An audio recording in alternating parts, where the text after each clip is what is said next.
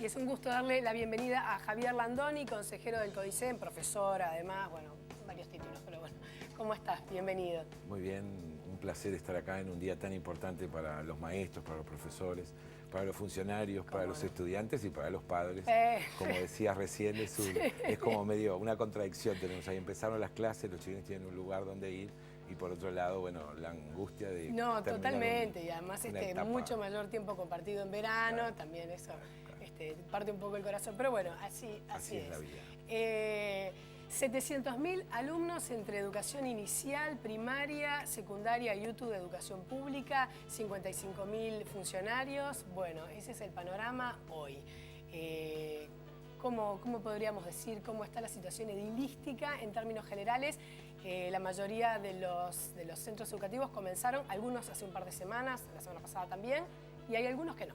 Bueno, quiero decirte, antes de empezar, que venimos haciendo un trabajo muy importante desde el mes de febrero. Sí. Si bien las clases formalmente empezaron hoy, bueno, tuvimos todo febrero una cantidad de actividades que incluyeron formación de los profesores en servicio para abordar mejor a sus estudiantes, tuvimos verano educativo, de lo que tiene que, ahí atendimos a un número muy importante de niños, tuvimos tránsito educativo, quiere decir que las clases empezaron en este año, en el mes de febrero, con una fuerte actividad que implicó tener los centros abiertos.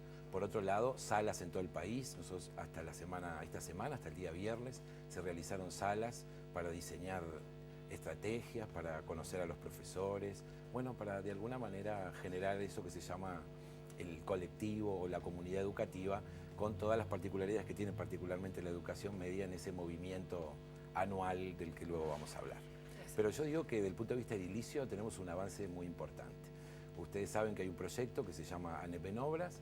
Esto tiene 3 niveles de trabajo, lo que es obra nueva, lo que es mantenimiento edilicio, que en la historia del Uruguay no existía. Eso es totalmente nuevo. Es absolutamente nuevo. Qué increíble. Y luego lo que tiene que ver con, bueno, la puesta a punto de los centros educativos, que ustedes a través de la prensa han podido ver, bueno, corte de pasto, iluminación, limpieza.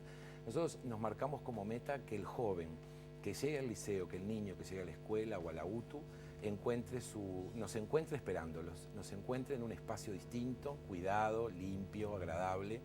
Sí, preparado para ellos, no como un depósito donde vayan a estar. Durante mucho tiempo, sobre todo en la educación media, nos pasaba que el joven se iba en diciembre, encontraba el liceo en condiciones o la UTU más o menos y llegaba y estaba en la misma situación. Hoy no, hoy podemos decir, particularmente en Montevideo, que hay un cambio importante. Con esto no quiero decir que esté todo pronto, ¿no? La ANEP, cuando decimos ANEP en obra, estamos diciendo que no es un eslogan. La ANEP no puede parar, las obras han quedado demostrado, terminamos con ese mito público de que, bueno, solo en enero se podía trabajar, se ha trabajado con empresas adentro de los centros educativos, hemos aprendido a convivir, hemos diseñado estrategias de cuidado para la seguridad y bueno, y se han hecho cosas bien importantes. No, incluso hoy decíamos, antes de que comenzáramos la nota, de que, bueno, hubo un momento en la educación donde había vidrios rotos, uno se moría de frío. Hoy por hoy hasta hay calefacción en los centros educativos para el invierno, los pisos, los materiales están pensados. Eso es realmente un gran avance en la educación pública. Porque no solo lo edilicio pasa por que el edificio esté sano, sino porque hay que hacer mantenimiento. Y yo creo que nuestro gran desafío es, esto no es una cuestión así al azar, porque a veces en la vida pública no parece que existiera un plan atrás. Este plan, de alguna manera, es arreglar los edificios, pero además un gran trabajo educativo en cuanto a mantenerlo arreglado, en lo que se llama Sentite Parte, que venimos desarrollando desde el año pasado, un proyecto que tiene que ver con trabajar con la comunidad educativa para que los jóvenes se sientan parte del edificio, del lugar donde van a estudiar, y por otro lado todo lo que tiene que ver con proyectos que impliquen cambiar el confort.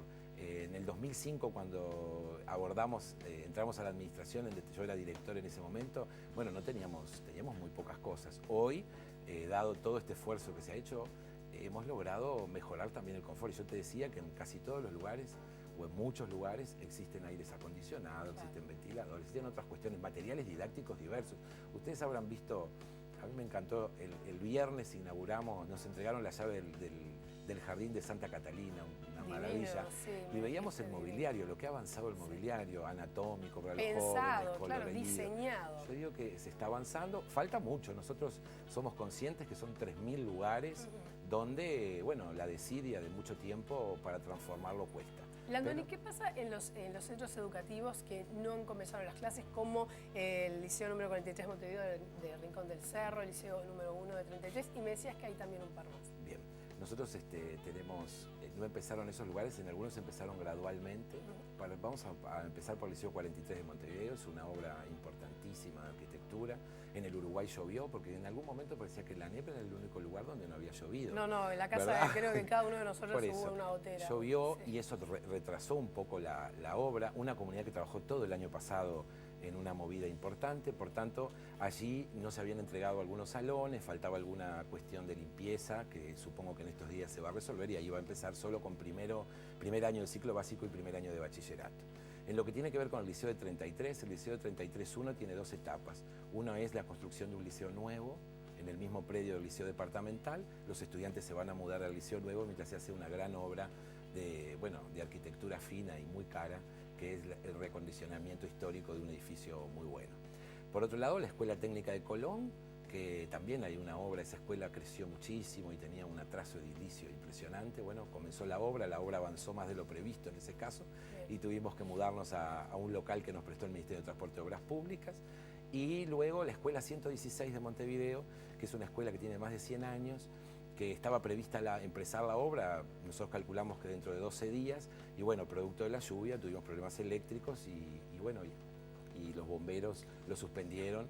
Nosotros estamos trabajando para la implementación de aulas prefabricadas y el comienzo de la obra definitiva, que vaya que esperó la escuela. La maestra nos decía que en 100 años no se le había hecho nada a esa escuela. Nada, impresionante. De todas maneras, desde el sindicato de docentes, desde ADES, ya se dijo que hay más liceos que, según ellos, se encuentran que no están en condiciones, van a hacer una asamblea sobre el final de esta semana. ¿Qué nos puedes decir sobre eso? ¿Cuáles son esos liceos que se tienen identificados, los que se supone que generan duda? Sí, hay un plan de trabajo. Es muy difícil, es muy complejo ir priorizando. Yo quiero decir que hay muchos actores trabajando con nosotros. En primer lugar, el Ministerio de Transporte y Obras Públicas, que también en lo histórico del Uruguay se había abandonado la obra pública por parte del Ministerio. Tenemos un convenio muy bueno que no solo implica arreglo de edificios, sino que además mantenimiento edilicio, que es nuestra gran tarea. Luego tenemos un convenio bien interesante con la Corporación Nacional para el Desarrollo, que ha sido un avance significativo, todo lo que tiene que ver con las arquitecturas. Y por otro lado, los gobiernos departamentales y la ayuda del PIT-CNT, del ZUNCA y brigadas jóvenes, que nos han dado una mano bien importante en cambiar la imagen de muchos centros educativos. Nosotros el otro día recorrimos con los dirigentes de ADES, porque ustedes recordarán que cuando nosotros asumimos este cargo hace un año y poco, nuestra primera hoja de ruta fue justamente la denuncia que habían manifestado los profesores, y allí lo dijimos una y mil veces que tenían razón. Los edificios eran impresentables, particularmente en Montevideo.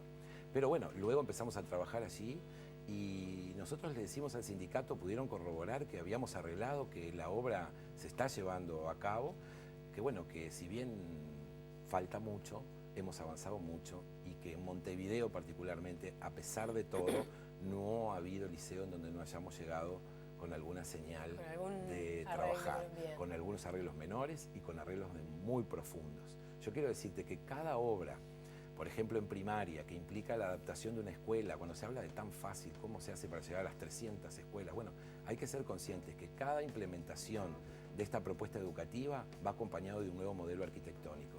Quiere decir que las escuelas donde vamos a implementar, más allá de las nuevas, las adaptaciones, que vamos a implementar el plan de tiempo completo, bueno, allí tenemos que hacer obra que casi es igual a una obra nueva. Claro, totalmente.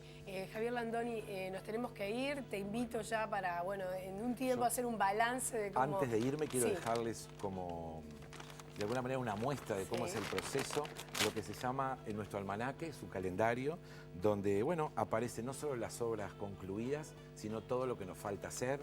Y allí aparece al final una nota importante, algo que escribimos para la comunidad, que bueno, que tiene que ver con pedirles de alguna manera disculpas a los profesores que han trabajado en el polvo y el ruido, y decirles que este no termina, que va a seguir y que estamos comprometidos a transformar realmente la educación pública. Y por último decirte que además este año vamos a tener un desafío muy importante, sobre todo en lo pedagógico. Vamos a discutir claramente, en primer lugar, qué educación media queremos, ha bajado un documento a todos los centros educativos, sí.